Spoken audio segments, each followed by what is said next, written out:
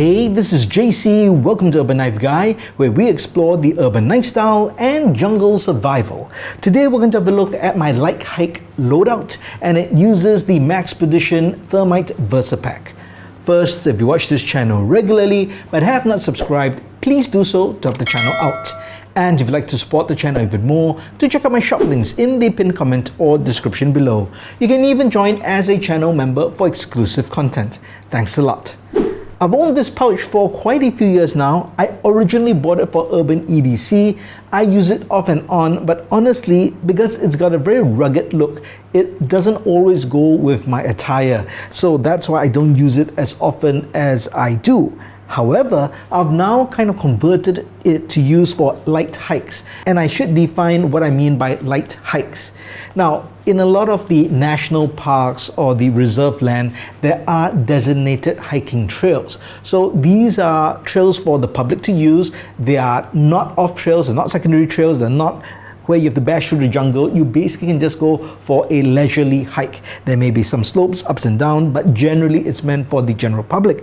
And from time to time, I will go for these hikes just for fun. Now, when I go for such hikes, I don't want to bring out my whole full day pack and my bushcraft kit, because that's overkill. You know, there are people going out in their t-shirts and shorts and running shoes, and if you go in a whole loadout, you would really look really weird. So I wanted something that was small, not too big, something that give me lots of mobility, because I want my hands to be free, and I felt then the Thermite Versipack actually works very well. So essentially this is a drop leg pouch, which means that you wear it on your waist like a belt. It drops down, and then you have a thigh strap which you can strap, and then it keeps it very secure.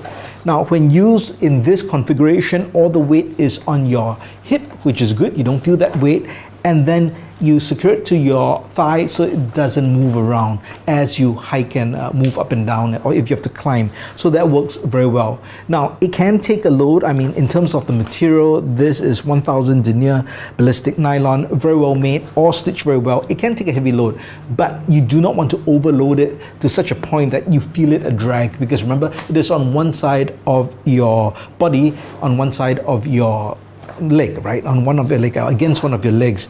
However, you can also use it as a cross-body sling pouch. You would of course have to adjust this, and then you can sling it and cross-body sling it on your back or the front. So it is actually very versatile, and when I used it for urban EDC, I would carry it both ways. Sometimes I would carry it on my hip, but again, if it didn't fit my attire, then I would use it as a cross-body sling bag. But take note, you would have then to adjust all these buckles, so it does take a bit of time. So it's best to figure out which configuration you want to use it, work that out, and kind of just lengthen it to the width that you need for both the thigh strap and the waistband, and then you'll be fine. Just one time do it and you'll be fine.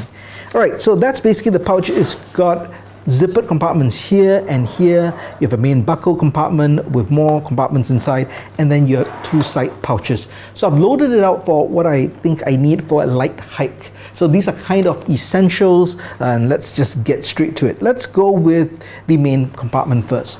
All right, so I have a zipper compartment here, but I don't really have anything. If I had coins, or if I wanted to put, I guess, additional band-aids, eye drops and stuff like that, I'll put it in there, but right now I don't have anything.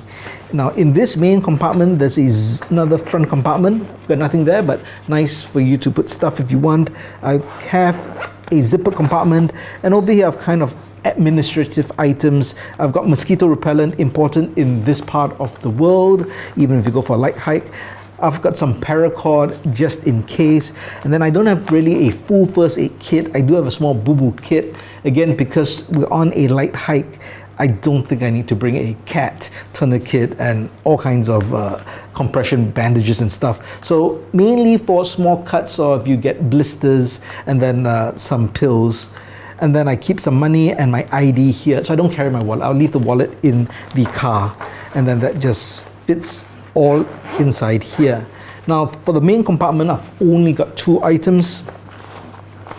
It's not huge, but it is sizable, and what I have is some water.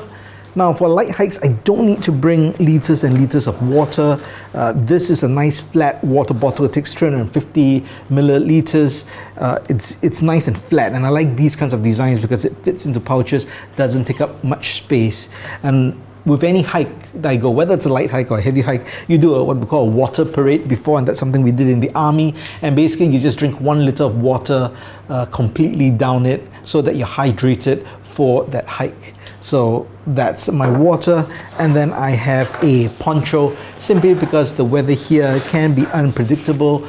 There can be, occasional showers or just downpours, so we just have that. Can also be used as a ground sheet if needed, an emergency shelter if really needed, once again, but in a light hike situation I don't see that being needed. But that's my kind of my poncho, ground sheet, shelter combination, and that's it. Now this particular pouch does have this drawstring, just so that's more waterproof if that's important to you, so that's a nice feature. Now behind here there's another zipper compartment, and all I have is an FAD, so that's first aid dressing, again just for really more serious cuts, and I believe maybe I have some additional gauze here, and this is hemostatic gauze, again just to stop bleeds if needed. So really I don't expect to use this, but it's there for emergencies and not too heavy, and I can keep it here relatively, again it's not intrusive as well. Finally, in terms of the side compartments, these are basically where I keep my tools. So I keep a single folder, and this is what I consider my current outdoor folder. It's the Cold Steel Ultimate Hunter, really nice 3.5-inch blade, very solid, great blade steel at S35 VN, and a solid triad lock. And yeah, I've done a review on this. You can check it out in the link in the card above or description below. Just really sturdy and something, confident, because I'm not carrying a fixed blade or any other big knife. I want a confident knife, and I'd guess something like a Victorinox Forester or Ranger grip would fit very well for this configuration as well. But again, I don't expect to use the knife except for emergencies and stuff like that, so not designed for really a bushcrafting trip. And then on this side I do have a flashlight, again just for emergencies. If for whatever reason, due to accident, due to you won't get lost, but for whatever reason you're out too dark, then it's good to just have a light and not drain the battery from your phone to use the flashlight there. So that's it. That is my light hike loadout. What do you think of it? Do you have a similar loadout when you go out just for light hikes? You don't want to be fully kitted up with a belt, a backpack, and parangs, machetes, and axes on your body. What do you carry, and how do you carry it? I'd love to hear your thoughts in the comments below. If you liked the video, please give it a thumbs up, and if you like the content in general, please subscribe to the channel and hit that notification bell. Thanks for watching. Talk to you soon.